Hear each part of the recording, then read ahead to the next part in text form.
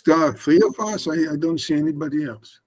That's all right. This is the Inventors Roundtable meeting, Inventors Roundtable West and Central tonight. And we're going to answer some questions and get some work done. We should have probably another 7 or 8 people join us, but when they come in, we'll let them introduce themselves and join the conversation. But Janet and Skadoozy, you were here first, so introduce yourself to David. You've gone through the gauntlet. So we're getting the product out there, and we are looking at helping you take some next steps. So tell David what you've got and what you've done. Well, I redesigned a baby onesie with no snaps. And I made my own prototypes, and then I met with a manufacturer, and took about a year, to get the pattern just right. And then I, just started working with it, and I eventually got a patent, which actually I was surprised I did. I had a lady at one of the trade shows, big baby company, told me, "You'll never get it patented." Okay, just watch me. Good job. Yeah. What motivated you to keep going? Well, I deal with that all the time. Trust me. I'm a one-woman show, and it's hard to keep me motivated, and that's why I do a lot of webinars and, with the United Inventors Association, and just got to keep up with what's going on. I think one of the things that, a lot of inventors have told me over the years is that when you go to the monthly meeting, all right, it keeps you motivated, because one of the things that we always made it a habit to do was say, "So what have you done since you were here last time?" Well, when you get used to that idea, you want to be able to say what you did since you were last time, even if it was just, I sold 3, I worked on a website, I'm looking at, doing the next step, but it keeps you thinking about it. Life gets in the way for everybody. All right. You never know what's coming up, but you go to the meetings, you get back on track. And that's what I've told people. It's like, most of my inventors are over 50. And it's because now they've got some expertise, they've got some time. It is amazing how many are in their 70s. And I'm almost there. It's amazing because now you've got time and you've got expertise, you've got some disposable income, and you've got some motivation and determination to get it done. Going out on the Friday night is not as much fun as saying, "Let me make that next prototype." So it's kind of where we get our motivation. Me all the time, "Janet, you need to go out more, blah blah blah blah." It's just a waste of my time. I'd rather be working on some easy. So anyway, all right, so David, you go ahead, introduce yourself. We're going to get everybody introduced here, and then we're going to share some stories. Okay, my name is Dave Claypatch, and I'm trying to think, should I tell you what? I've actually patent pending. I've got my prototypes. I'm working on with my manufacturers right now to try and make a small run of my product. I actually developed a disposable chain and cable lubricator for lubricating bicycle chains and motorcycle chains, things like that, and also for wire cables for like tow trucks and things of that nature.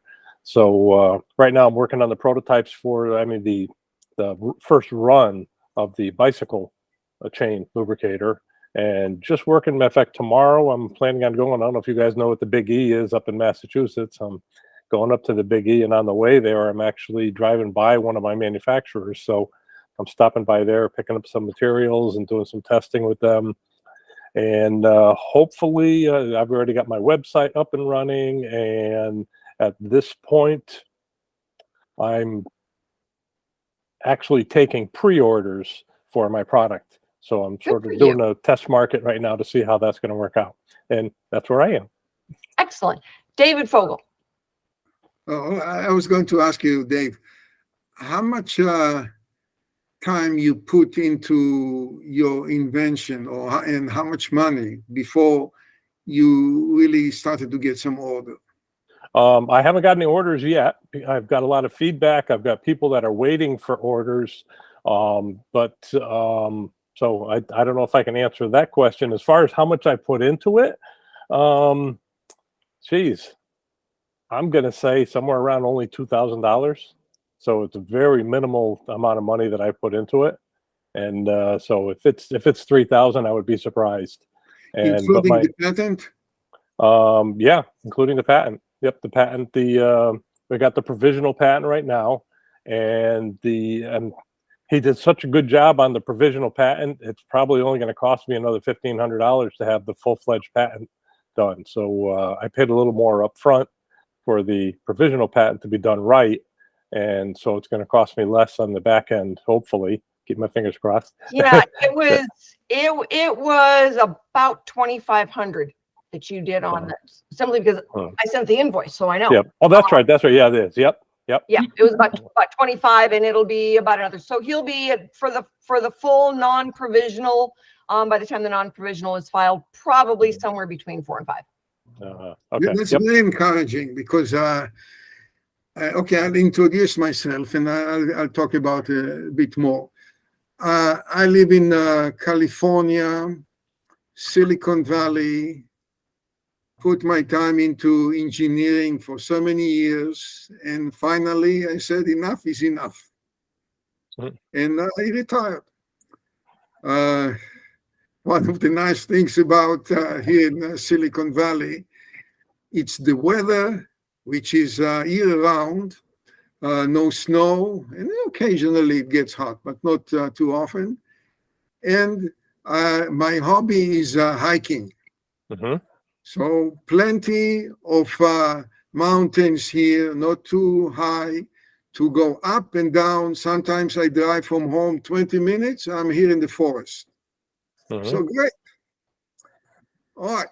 And when I go hiking, I need water with me, especially in a hot day. Water is not enough. I like to have cold water. Okay, chilled water. So I have my water bottle, and there are kind of insulating materials around that are being sold at stores to put around the bottle, to put the bottle inside, so it keeps it cool. And if I freeze it overnight, the bottle, then I can have ice. Water ice on my hike, and I hike for good several hours. All right, so I thought about how to do it better, coming up with a better mousetrap. That's how it's in engineering. All right, so I came up with a different material that's supposed to be way cheaper than whatever is available today. It's cloth, neoprene material, something like that exists today and being sold. I don't know how much is being sold in hiking outlets. Oh, I liked it, and it is very effective. So what I did last month, I took 2 bottles, one with my insulating jacket, one without, and obviously with the insulating jacket, it retained the ice in the bottle for much longer. I need to try it with whatever is available on the market, the insulating jacket that I just didn't buy it yet, and then I'll do a comparison. Okay, well, I'll ask you some questions about that that will help you with your comparison. Randy, your turn. Go ahead and introduce yourself. Okay. What do we? I joined a little bit later. Introduce yourself. Tell us what part of the country you are in, so we know where you are, and then you are patent pending, so you can tell us what you're working on. Okay. Yep. So I'm Randy Butler. I live in Fort Lauderdale, Florida, and the invention that I came up with was I hand wash a lot of my dishes, not because I don't have a dishwasher, but because you know, it's a Yeti cup or fine china or something that I don't want to put in the dishwasher. And I forever have dishes sitting on top of my countertop on a dish towel or in just a dish rack. And they're usually there for, you know, overnight or for hours on end. And I came up with the idea for a dish rack with fans embedded in the dish rack that blow air in around the dishes so they dry quicker. So I am patent pending. I don't have my prototype yet, although I'm working on it. So, you know, ultimately, I'm hoping to sell my idea eventually. No. You want to license it. I want to license it and then sell the patent eventually. Okay. All right. We're going to work on that dialogue. So say the right things. And you're not the only one who goes down that path, and we have to correct it. What you say to someone will dictate their response to you. So we want to make sure you're using the right words. Okay, great. Yeah, especially since you're going to the hardware show. We want to make sure you're using the right words. Yes. Yes. Are you going to the hardware show, Randy? I am. Oh, good. I am too. I'll see you there. Okay. Hey, what booth number? Yeah, I've got them written down. Everybody who's picked a booth, it's written down. So, George, introduce yourself. George, you haven't picked a booth yet. We can't hear you, George. You're muted yet.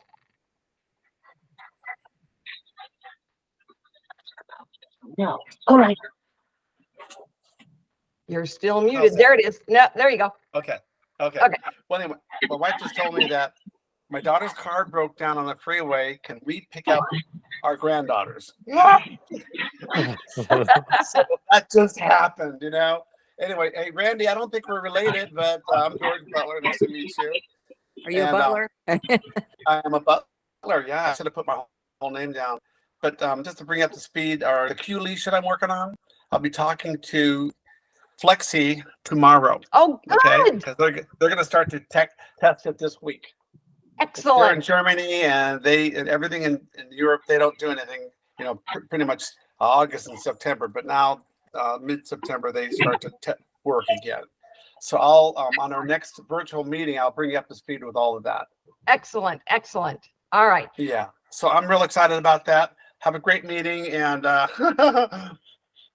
I think everything happens at once, I swear. Anyways, nice to see you all, and we'll pick it up next time, okay? Well, I hope you don't make me wait a month before you call me and tell me what happened.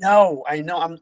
Why this happened, I don't know, but everything happens at once anyway. So Well, it does. We've actually got several other deals that we're negotiating right now. I want to hear all about it. The gentleman who had been to he's gone to the show a couple of times, but we've had his product there. Remember the True View mirror, the rear view mirror product? Uh-huh. All right. Well, you sound like you're not sure you remember it. But anyway, it always had a pedestal with a rear view mirror on it, and then this little mirror that it would show real time and size of something coming up in your blind spot. Okay. And so he's had now a short run done. So we've got product to sell.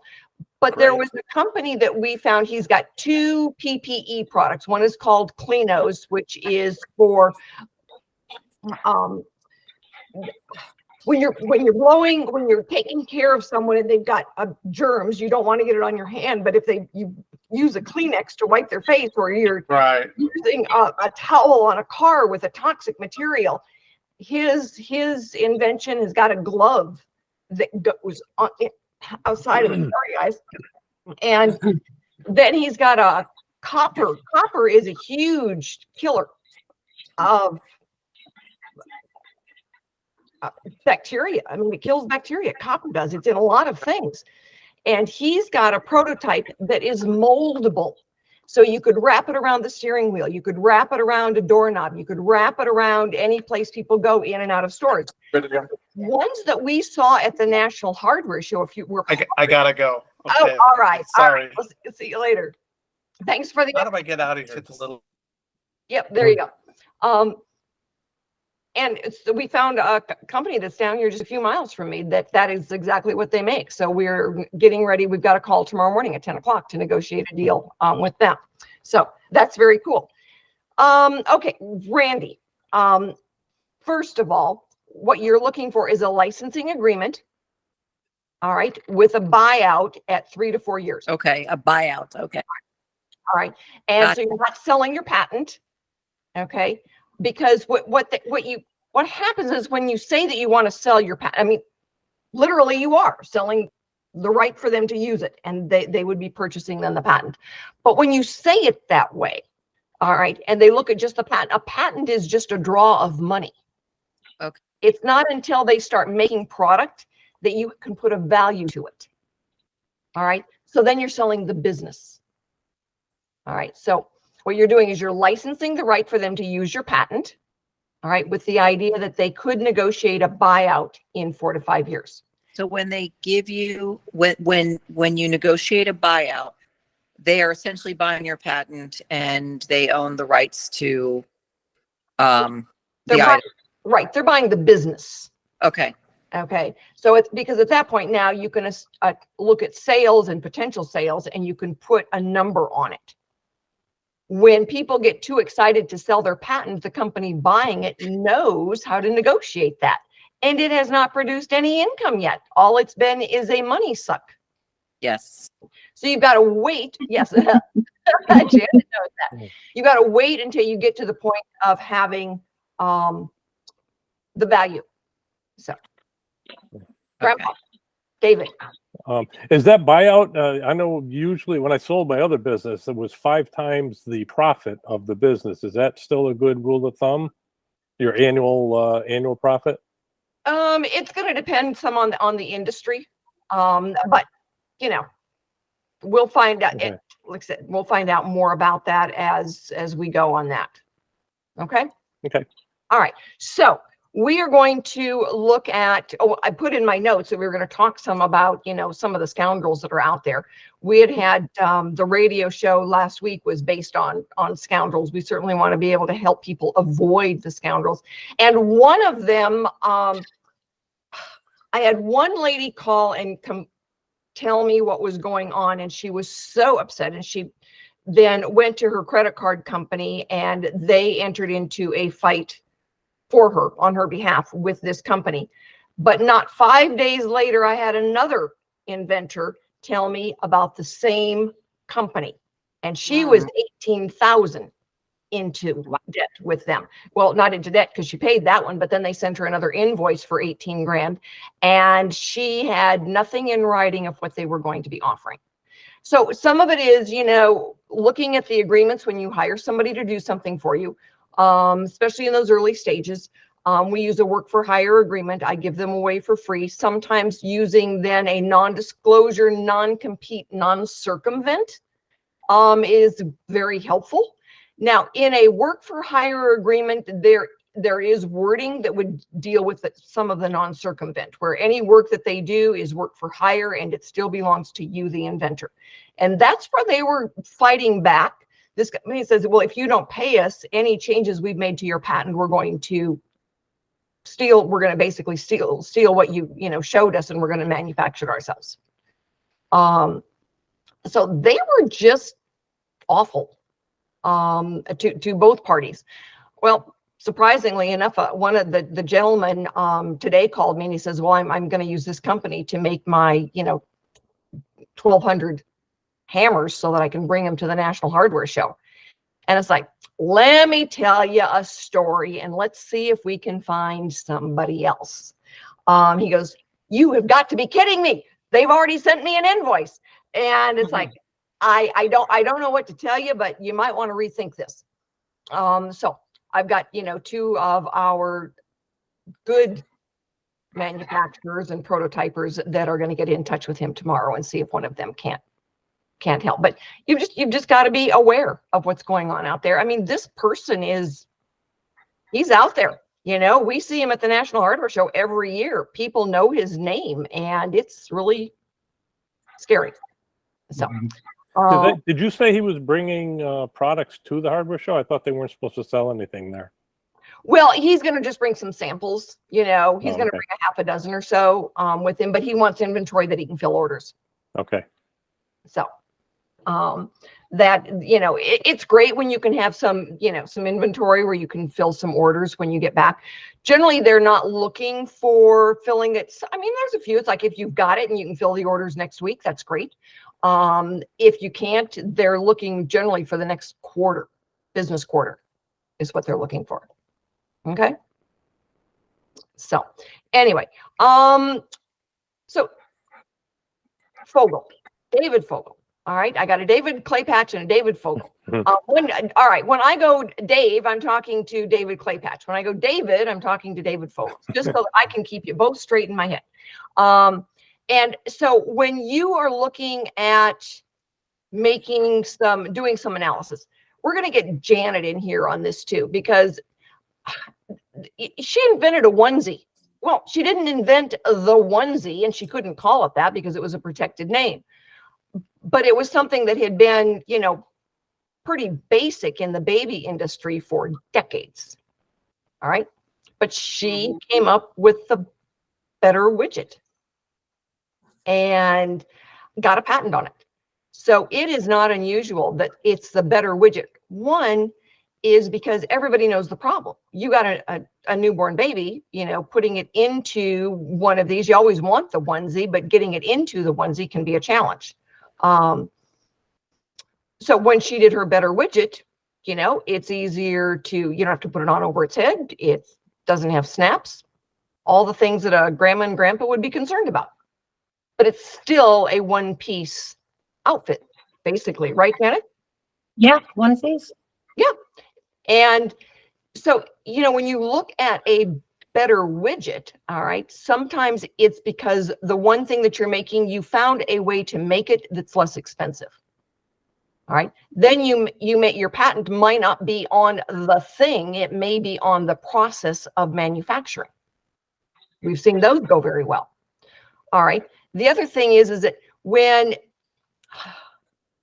it's a better way of accomplishing something, people already understand the problem. When Apple taught you that an apple was something you work on now instead of something you eat, they paid a lot of money to teach you that. So when you got a better widget, all right, a better mousetrap, like you said, for a problem that everybody understands, it's easier to get to market because they already understand the problem. Yay. All right. So like with, David's product, all right, everybody understands the mess a can of WD-40 makes, or oiling anything else. My husband complains every time he's got to clean a puddle up off the driveway. All right, so they get it. This is a very cool product that everybody wants if they have dealt with a can of oil in their lifetime, or a wife has cleaned it up in hers. Okay, so when you're looking then at, you say, well, people have kind of frowned on the idea that I could get a patent on it. There's a lot of patents that issue that are on a very simple improvement. So when you look at now getting your search done, all right, what you look at is, what are the nuances of yours? The search is going to be broad, but when you talk to the attorney, then the questions that you want to have answered in your head for the conversation is, why is mine better? And why is mine different than the things that are already out there? And that's where you start the conversation. Yeah. Okay. So a better mousetrap is always a good thing, considering I live in the forest and mice are probably, part of the everyday living. All right. Answering your question, is it better than existing products? It's, I would say, maybe comparable, but the cheapest product that I found for insulating jacket for water bottle is $10, so being sold on Amazon. And the material that I'm proposing is way, way cheaper. The cost of manufacturing, I don't know how low it's going to be, but it's readily available. That's a good thing. Yes. So I can build something, and I built a prototype, and it works. Okay, good. All right. So I don't know yet how much it's going to cost, but since the material is way cheaper, it should not cost much. I mean, Depends also when you manufacture it, but it should be relatively very cheap. Dave, I mean, the cost of his manufacturing is just unbelievably low with the materials that he's using. And so you're able to, put these things together and put together a pack of 3 that, you will be able to hit the multiple of 5 right off the bat. And for a lot of inventors, that multiple of 5 is a tough one. Janet, do you hit the multiple of 5 on yours? Sadly, no. My fabric's relatively inexpensive. It's organic. It's USA made. They are handmade. They're not machine made. So that's where my dilemma is. Mine are made in the USA, and I've been told I need to go overseas, get it down really cheap, and then I can get my five times. But right now, no, they cost me $10 to make. All right. And what's that? Including the fabric. Right. So if you're at $10, you're not able to. I think you're selling them for what, about 24? Yeah, and actually, before COVID hit, I was selling them for $29.39, and they were selling like hotcakes. And then COVID hit, and it prevented me from putting my preemies in the hospital because they wouldn't take them. Yeah. And so now hospitals, they don't even give stuff away anymore. It's like you gotta come with your own stuff. Yeah. Yeah.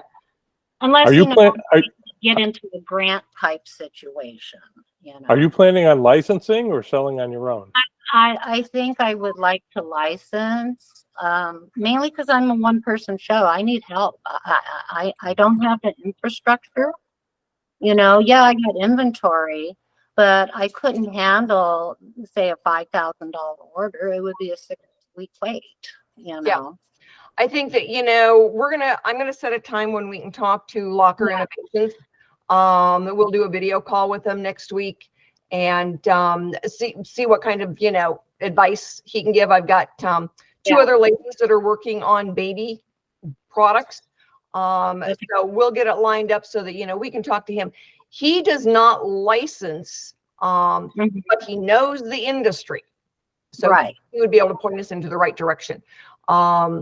And so that'll help get us going on that.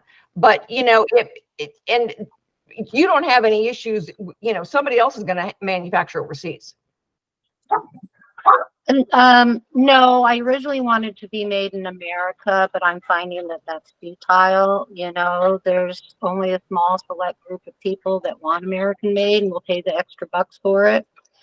But really everybody wants cheap. Yep. Even my product and the material isn't cheap, but they want the price to be cheap. Right. And that we run into that all the time. I mean, it's so, say, well, I want it made in America. It's like, that's wonderful. Everybody wants to make in America. Everybody wants to buy American made until they look at the price tag. Right. And when they look at the price tag and they go, oh, well, this one is $5 cheaper, I will go with this one. And now American made is no longer an issue. It is the price tag that's the issue. And that is a reality check. So what I have to do is I have to educate the public and show them the value of using this product, because you don't know what you don't know. Right. Yeah, some people say, oh, the snaps don't bother me. But once they use the product, they go, well, why can't everything be like this? Because my whole theory was simplify. Yep. And people try to make things too difficult these days, and I'm old school, Oh, by the way, David, I live in California too.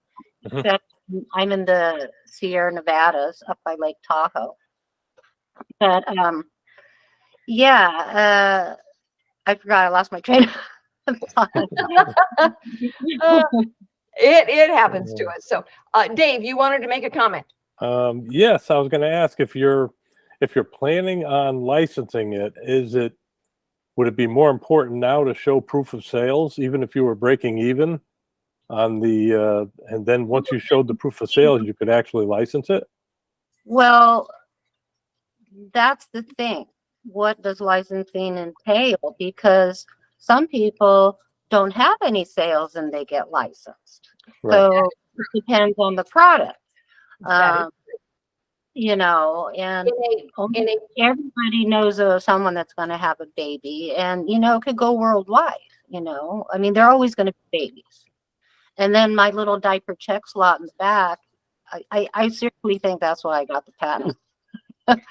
Because you don't have to do the smell test. I just solved every problem of the onesie. So I've had moms tell me that they would just throw them away because of the, having to go over the head with like a dirty diaper or something, and it's just too unsanitary. when we look at licensing, all right, in Mm-hmm. a perfect world or in fantasy land, depending on your point of view, all right, the inventor is able to, get a good non-provisional filed, get some product made, and be able to prove that they will sell. Okay. In a reality check world, sometimes all we get to do is have patent pending status and sexy prototypes. That's kind of the bare minimum.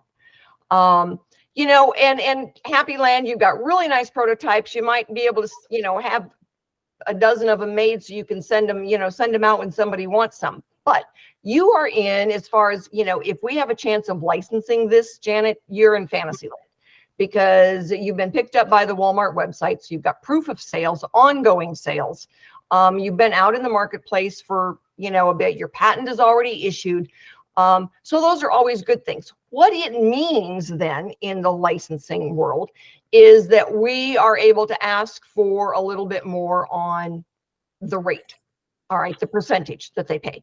And if the average rate for an inventor who has just got patent pending status and sexy prototype is 4 to 5% of wholesale. All right. Now, when they come back and they say, no, it's going to be, 10% of net. No. 10% does sound better. All right. But they can take everything, including the kitchen sink, as an expense or a business trip to Hawaii. All right. Right. Wholesale is what we can track. Okay. So they don't get to take all their expenses against, wholesale. It's like, it is the wholesale price. That's what we can track. I don't care how you deal with your expenses, but if you are selling and making money, this is how we're going to track it. All right. So average, on just prototype and patent pending status, 4 to 5%. But again, then it depends some on the industry that you are in. When you've been able to prove yourself in sales and have consistent sales, all right, now you're going to be somewhere possibly up in the 6% area. It does not swing very much, but if you're talking that you've sold millions, all right, well, 1 percentage point can make a big difference. Then it depends on whether or not it's a game changer. We've got a young girl, and I think you've heard me talk about her, who did the powder that solves the problem of those feeding tubes. A feeding tube, if you've ever had one, causes a horrible rash against your skin. And she had early onset Parkinson's.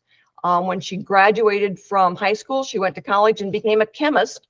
And when she graduated, she went and bought a bunch of things OTC and created her own fix for this. And now there's a company that's interested in licensing. It's the companies that make the stomas that wants to license this product.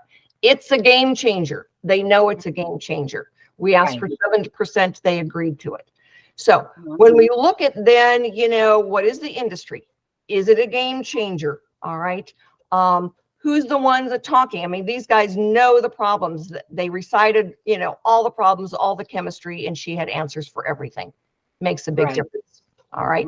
So, we look at all those different variables when we're looking at, who are we talking to? How big are they? What do they bring to the party? how much the inventor has been able to do. Licensing 101. Right. Which I have That- no education on whatsoever. that was actually very educational and very encouraging. Yeah. You know, I Yeah. thought that sales were going to be a lot more important than that. So now, so at this point, rather than concentrating on actual true sales, what should I be concentrating on? Well, you're at the point where if you can get some sales before we go to the hardware show, good for you. Okay. All right. Getting some feedback is really important. Those testimonials. Mhm. All right, because that's what companies go for. But where you've gone out now to some of the different the chains, where you've gone out to some of the different trucking companies and the bike companies, and you've got all that feedback, you've done a really good job. So Now, what about going on to Pinterest and actually seeing how many people actually do the clicks and the follow throughs and all of that? Is that worth anything? Etsy might be a little bit better. Okay. But either one, pick, if you pick one and you go through it. Yeah. I'm not looking for sales. I'm just looking for interest. Yeah, go, Pinterest then. If you do the LinkedIn and you go to the CEOs and the buyers for some of the different chains, start getting some feedback, say, I'm more than happy to send you a sample. I'm going to be at the hardware show. Some of those companies will be there and you can make appointments. Yeah, I've already got about 200 connections on LinkedIn, CEOs of the lubrication companies and some really good connections.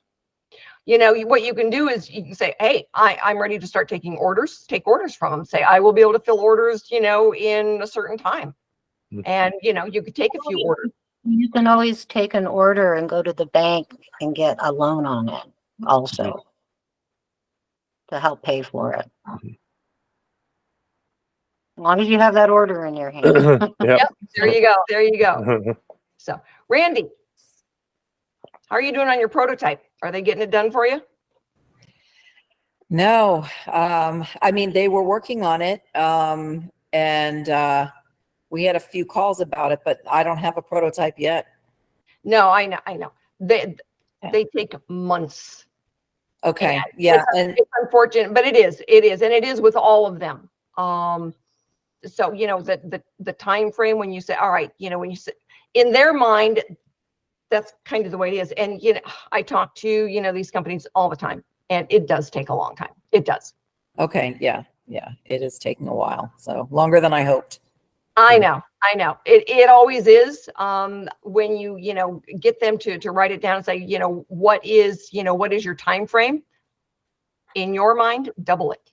There is always going to be some kind of something, that comes up.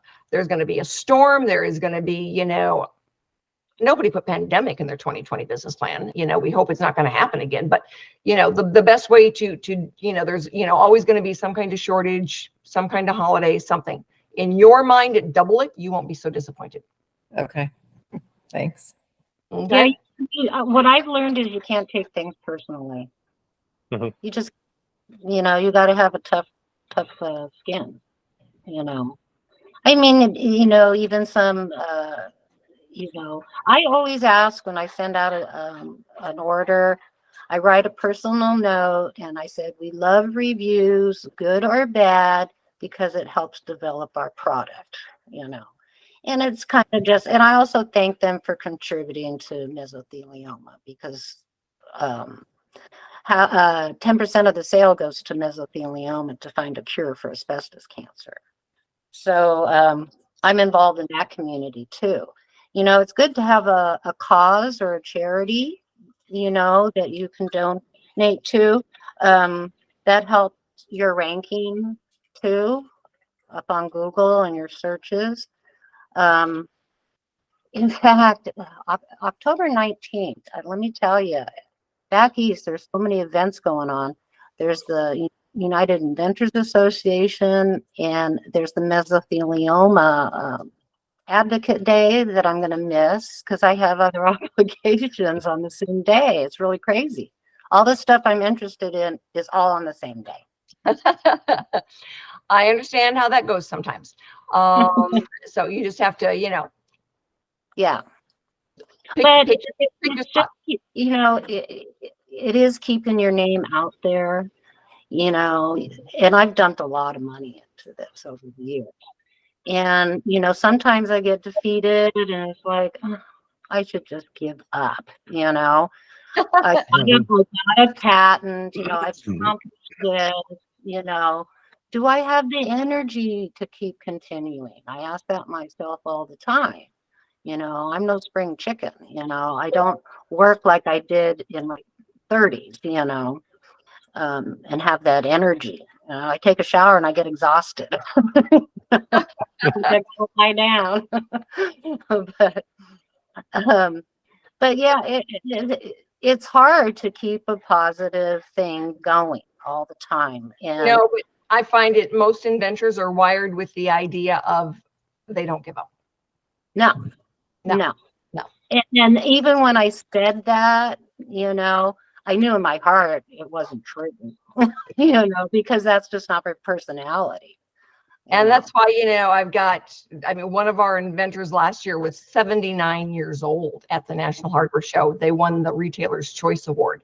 Oh, cool. Very cool product. Just, you know, one of the guys came by and he goes, "Oh my God, you're a genius." And he goes, "I like that." Everybody just calls me genius now. And he still, when I get him on the phone, it's like, "Hey, genius, how you doing?" And he goes, "Oh, I knew I loved you for a reason." But you know, I've been called that too. a very cool product, and you know, his patent issued on it, and it is just a rubber ring that goes around a paint can. Yeah. And very cool. And my 88-year-old mother gave him one of the best testimonials he ever got. Because she painted her fence and she goes, "I use that clean can solutions every day." Because it kept the paint can clean. Yeah. And she doesn't like wasting a single drop of paint. No. So we've had some inventors that have, you know, David, very simple ideas that do very, very well with them. So Yeah. before somebody tells you, it's like, "Oh, don't, you know, you'd never get a patent on it." Yeah. You know what? There's determination and then there's an inventor. And Right. we are all very determined.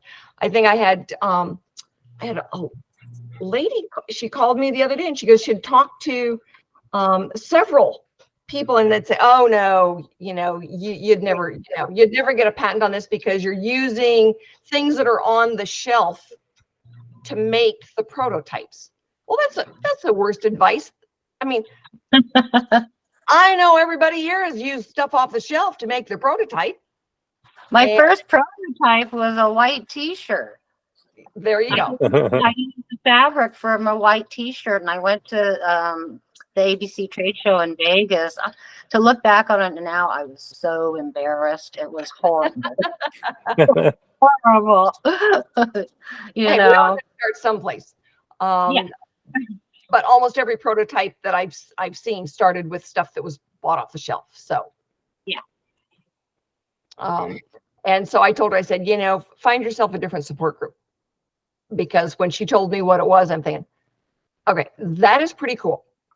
I'm thinking, I live out here in the mountains and we would probably have a whole case of those things.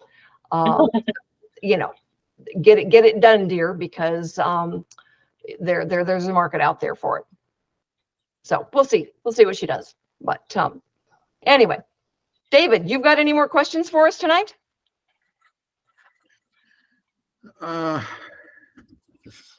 What I heard earlier was encouraging that the cost of getting the patent is only a few thousand. Okay.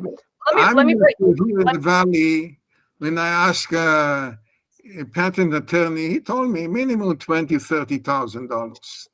Oh, Lordy, no. Find a different attorney. All right. So Dave used one of the attorneys I work with. Okay. So I know what the averages are. And it really depends. Dave's was fairly simple. It depends on how complicated it was. We did a full-size functioning tractor with multiple layers of software, and it was 10,000 for the non-provisional, for the full thing. So what we look at is, average is going to be somewhere, around 8. Okay. Some, if it's simple, you know, a little bit less. You know, sometimes it's complicated, a little bit more. A good, you know, if you decide you're going to do a provisional patent application, you want it to be a good one. Otherwise, why do it? It's got to stand up in court if someone challenges your filing date. Legally, you could fill it out on toilet paper and do some crayon drawings and they have to accept it. Okay. A provisional patent is never judged. No one evaluates it unless you are challenged on your filing date. And then it is torn apart. All right. So what do? When one of the attorneys I work with does it, they do the front half. So the first 12 to 15 hours, all right, is the provisional application. All right. It is got everything it needs to stand up in court and to protect your filing date. Then when you are ready to file the non-provisional, it's the back half. So it's generally the back 15 hours. So it's still coming in at about 2 to 3 and then about 3 to 4. So you're still at that, you know, around that $8,000 mark. Okay. Very encouraging. All right. So that's what you're looking at. Credit card. I charged everything on a credit card. Charged everything on a credit card. Well, you know, whatever you got to do, but those should be the prices that you're looking at. You know, then in about 2 years, there will be an office action. And again, depending, you know, I've seen some office actions that were more complicated. They were, you know, 8 to 9 hours for the attorney to answer it. And I've seen some that were 2 hours. It just depends on the examiner and what they're finding an issue with. Okay. That's, you know, somewhere down, you know, at the 2 to 3 year mark. And then you've got your maintenance fees that you pay every, you know, at 5 to 6 years. Yeah. All right. All right. So that's, you know, that's kind of where you're at. If you decide that you're going to, if it depends on, you know, if you've got something that you think makes it a big imprint, all right, that's going to make a difference, and you want to file internationally, all right, then you file the PCT. And for some products, we recommend that. The lady who did the stoma powder, yeah, she's got a product that will be worldwide. Right. So she's got to watch her filing dates. But even don't you have to file internationally within so much time of your patent? 1 year of your first filing date. Okay. 1 year. So it comes up really quick. And a lot of times inventors will miss it because they don't realize that provisional was their first filing date. And they think I didn't realize that either. I didn't realize that. Yeah. I'm glad you're telling me that. Yeah. Now, you know, part of that too then is, you know, like David was saying, you know, you look at the cost, right? I think most of you are probably the micro entity, which means that you're paying, you know, the micro entity filing fee. And I believe that for the international one, the filing fee is like $2,500. It covers you in 160 countries for 30 months. Oh. It normally takes the attorney about 5, depending on, again, on the patent, but somewhere between 5 and 10 hours to take your non-provisional and reformat it to the requirements asked by the WIPA organization, the World International Patent Organization is the one that determines that. Well, then once you decide then which country, you just pay the filing fee in that country. Sometimes you pay for a translation. But when you get an attorney that says, oh, it's going to be, you know, $200,000 to file in the countries, find another freaking attorney. All right. Because they're not giving you the full boat. Yeah. I opted out of the international because I knew it was going to cost me some more money, which I didn't have. And I consulted with my brother who does property management, and he goes, Janet, make it first in the, I mean, you know, have it get big in the USA first before you go overseas. So that's what he gave to me, was his advice. So, you know, it's hard enough making it in the United States, let alone overseas. Well, that's, you know, there's a couple of things that encourage someone to rip you off that have nothing to do with the patent. One, you're too expensive, Janet. Mm-hmm. And the other one is you're not able to fill your orders. All right. So somebody takes your product and then they copy it in another country. But if your major market is the US, all right, then what you're doing when you do file a PCT is you're protecting the licensees manufacturing somewhere else. And, you know, a lot of times it's China, but sometimes it's Mexico, Vietnam, and they'll tell you when we find the licensee, you know, when you've got 30 months, there's a good chance it'll be licensed. And they'll say, we're manufacturing in Taiwan. Right. And, you know, we're really glad you've got the 30 months because now, you know, we can say, all right, let's go ahead and file in Taiwan. And, you know, maybe Canada is a major market and you opt to file in Canada. But at that point, you're picking the countries and, you know, you don't, when somebody says, oh, you know, my attorney said it was going to be $250,000, that's because he wants to buy a nicer car. Rita, if I started with my attorney for my, my US patent, can I work with you on the international piece? Sure. Okay. Yeah, absolutely. All we need is a copy of your utility. When is your date?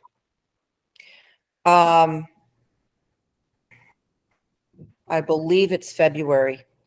Okay.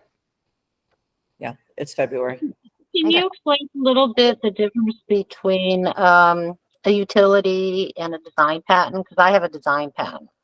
Okay. The design patent is the way something looks. It is only two-dimensional. Front, back, top, bottom, left, right. All right. Okay. Function is what it does. So we prefer the functionality. We prefer the utility patent, if you can get that. As I had, you know, another, she was talking about, you know, they said, oh, just get a design patent. And it's like, find a different attorney. Because they were saying, oh, you know, it'd be easier just to get a design patent. Well, by the time you get a design patent on every darn angle, you'd be paying more than if you just filed the utility patent. So when you look at how something works, how it's used, what the function is, those are the things that are covered by the non-provisional. The design is simply that two-dimensional look, and it's very, very narrow. Now, I've had a gentleman that licensed a product. The patent's about ready to run out on it, but years ago, we're still getting royalty checks on his product. If it looked different, it wouldn't function the same way. And that's the question. That's what you ask yourself. If it looked different, would it function differently? And in his case, the answer was absolutely yes. It only worked the way it was supposed to work if it looked the way it looked. So even though he had a utility patent on it that was expiring, when he filed the design patent, it gave it that extended life. So he got another 15 years out of the product. Yeah. Do you think my process of how the UV works would be a utility function? Should have been. Okay. See, the problem is that once your design is issued, they will use it against you as prior art, even though you're the original inventor. Oh, gotcha. Okay.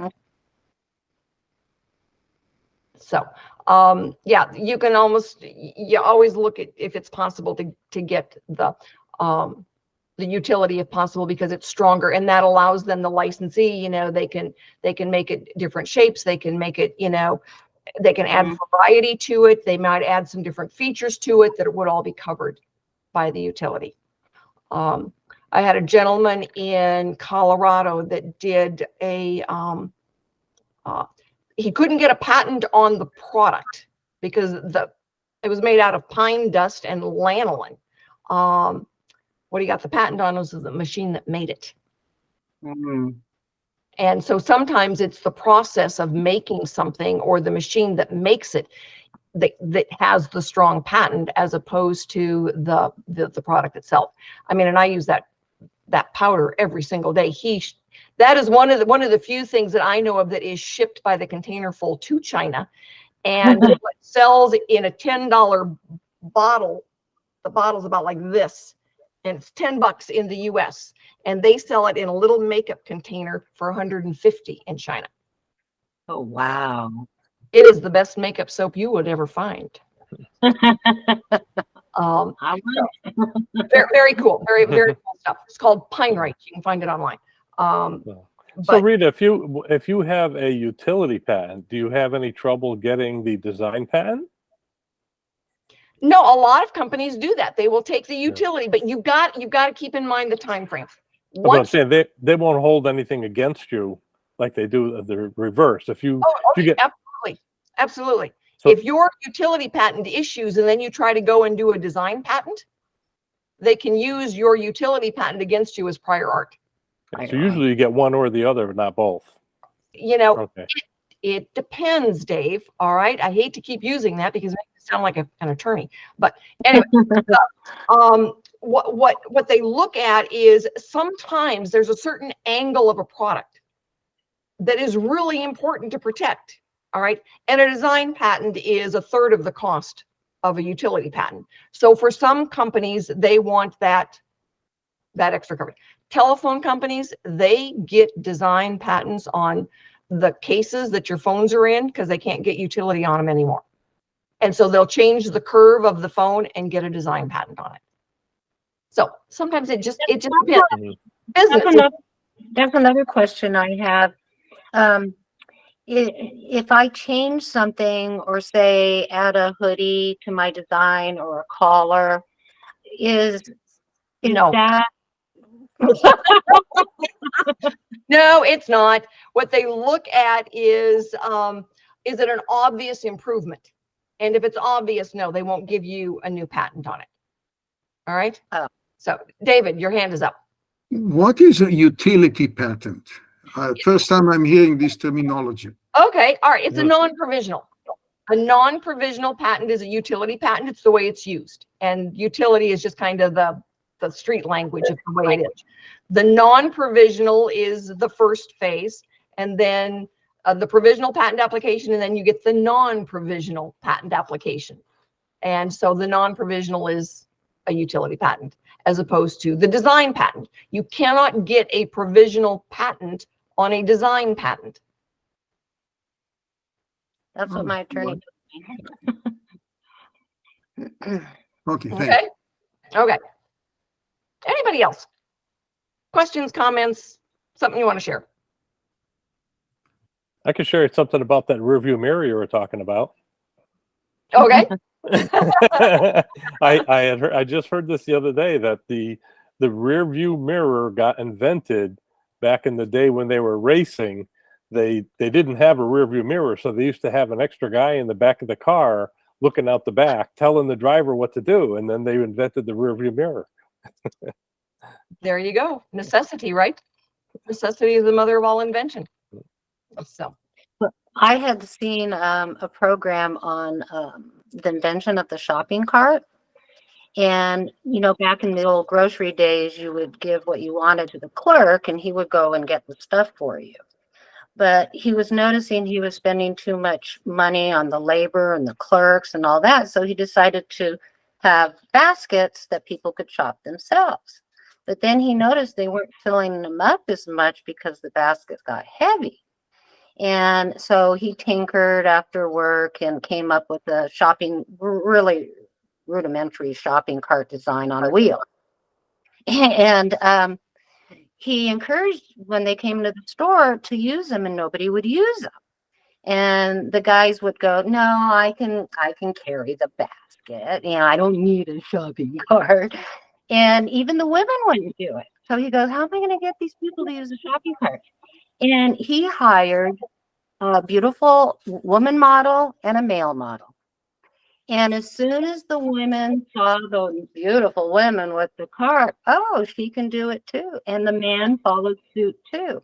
So I was thinking, you know, that's why I'm going, okay, I need a spokesperson that has a baby and uses the product, and because it's monkey see, monkey do. there you go. And, you know, a lot of times when people will do some of the different crowdfunding campaigns, they hire a professional spokesperson to do exactly that. Mhm. And so, you know, without doing a campaign, you could hire somebody to do it and put it out there on, you know, the LinkedIn, the Facebooks, you know, the Pinterest, all over the place, and just, you know, have somebody that pushes it out there. And, you know, yeah. That's a big ticket item though. You know. Not necessarily. Go to your church and get a couple of moms in there with their cutest babies and have them put them on there, and then stand there with your camera, and, you know, I'm sure there's some cute.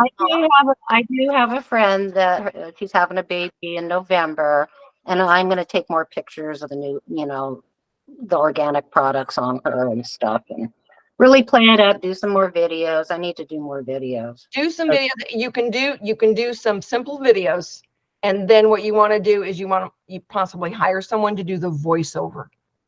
I don't have a very good voice. As far as the voice goes, there's a program called Descript, Descript, and you basically, that's how I do all my videos. You basically type it, and it sounds like a real person talking.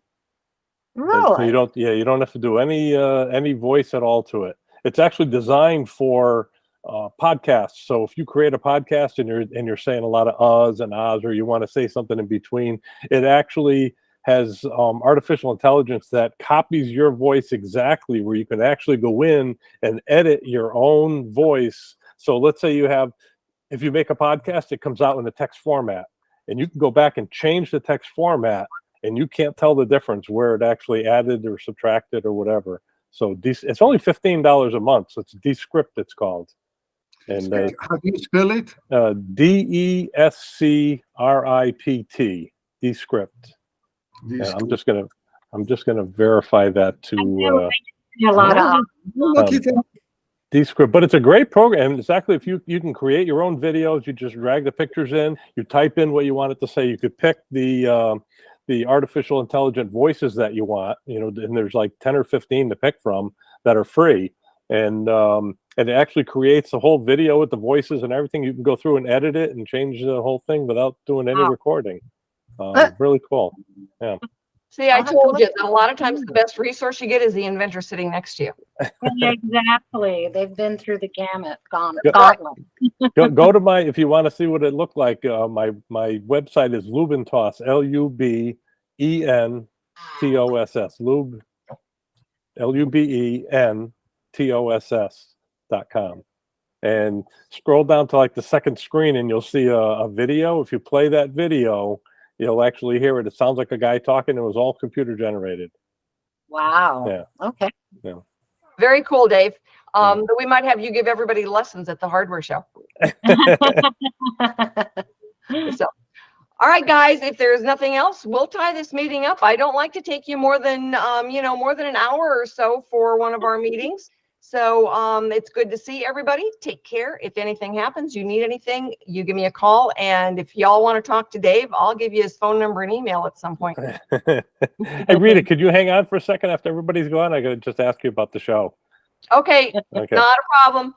All right, you guys. Good night. Thanks so much. See you later. Randy. One more question, Dave. All right, David. Sure. Go ahead. Tried WB, like boy, EN. Lube, L-U-B-E, like lubricate, L-U-B-E, and then the letter N, and T-O-S-S, so Lubentoss.